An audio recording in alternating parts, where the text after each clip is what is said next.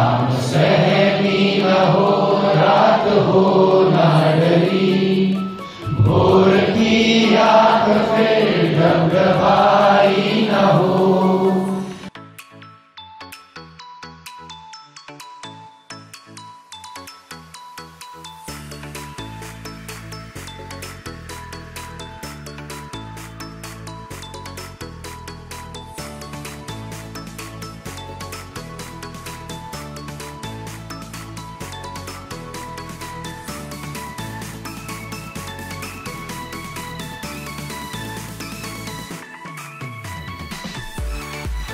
मुसीबतों के सर कुचल लगेंगे एक साथ हम, अगर कहीं कदम तो उतार ला जमीन पर, तू जिंदा है।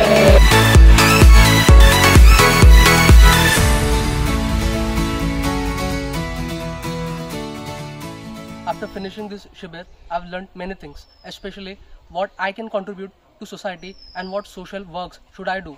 माझे जे उद्देश होते मला सोशल वर्क करायचं आहे, पण नेमकं माझ्या जीवनाचा उद्देश काय ते या कृती निर्माणच्या शिबिरातून मला कळलं.